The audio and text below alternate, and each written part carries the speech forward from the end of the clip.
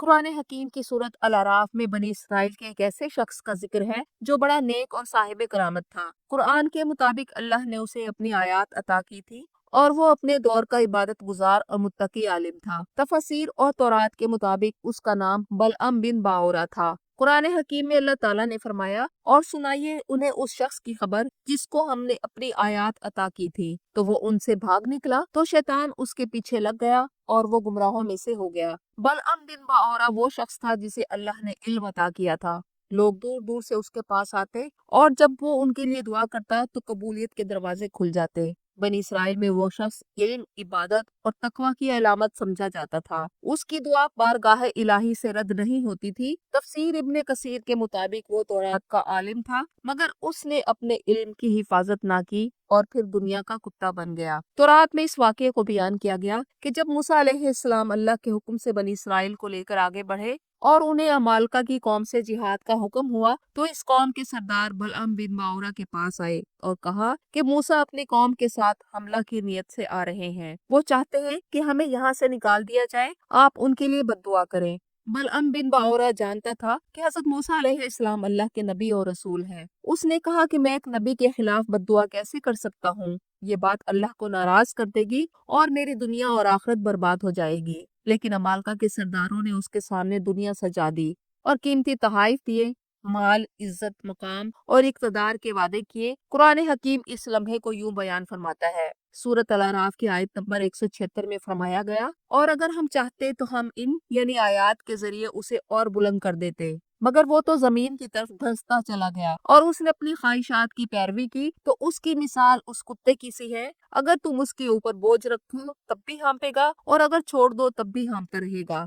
اور یوں بلعم بن باورا عالم ہونے کے باوجود پستی میں گر گیا۔ اس نے دنیا کے مال کو ترجیح دی اور جو شخص اپنے علم کی بدولت آسمان کی طرف اٹھایا جا سکتا تھا وہ خود زمین سے چمٹ گیا۔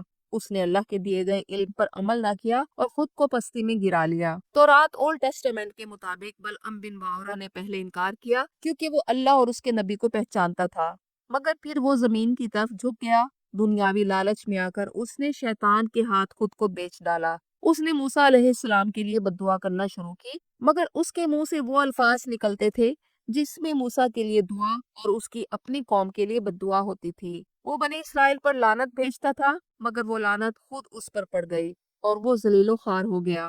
وہ علم جو اس کے لیے عزت کا سبب تھا اب ذلت کا باعث بن گیا۔ نبی کریم صلی اللہ علیہ وآلہ وسلم نے فرمایا کہ قیامت کے دن سب سے سخت عذاب اس عالم کو ہوگا جس کے علم نے اسے فائدہ نہ دیا۔ اس طرح اس عالم بے عمل کی مثال کتے کی سی دی گئی کہ جس نے اللہ کی نعمتوں کی قدر کرنے کی بجائے خود کو کتے سے مشابہ کر لیا، جو ہر وقت زبان نکالے ہانپتا رہتا ہے۔ اگر اس پر بوجھ رکھو تب بھی ہانپتا ہے اور اگر نہ رکھو تب بھی ہانپتا رہتا ہے۔ یہ اللہ کی سنت رہی ہے کہ وہ کسی کو اس وقت تک ہدایت نہیں دیتا جب تک وہ خود ہدایت کا طلبگار نہ ہو۔ قرآن حکیم میں اللہ تعالیٰ نے فرمایا کہ جو رحمان کے ذکر سے منہ موڑتا ہے تو ہم اس پر ایک شیطان مقرر کر دیتے ہیں اور پھر یہ شیطان اس کا ساتھی بن جاتا ہے۔ جب انسان بار بار ہدایت کو ٹھکرائے اور وہ خود اللہ سے دور جانے کا انتخاب کرے تو اللہ اس کے لیے وہ راستہ آسان کر دیتے ہیں جسے اس نے خود چنا۔ مفسرین کے مطابق بلعم بن باورا کی کہانی اس لیے بیان کی گئی تاکہ امت محمدیہ کو خبردار کیا جائے کہ عالم اگر دنیا کی محبت میں مبتلا ہو جائے اور عالم سو بن جائے تو وہ صرف اپنی ہی نہیں بلکہ دوسروں کی گمراہی کا سبب بھی بن جاتا ہے۔ قرآن میں اللہ نے یہ مثال کسی کافر اور جاہل کے بیان نہیں کی بلکہ یہ ایک عالم اور زاہد کی ہے، جو ہمیں سکھاتی ہے کہ اصل کامیابی علم حاصل کرنا نہیں بلکہ علم نافع پر عمل کرنے میں ہے۔ دعا ہے کہ اللہ ہمیں بلعم بن باورا کے انجام سے بچائے، علم ایسا دے جو عمل کی طرف لے جائے، اور اے اللہ ہمیں آخری سانس تک حق پر قائم رکھنا اور ہمیں ان لوگوں میں شامل نہ کرنا جن کے پاس علم تھا مگر ہدایت نہ تھی۔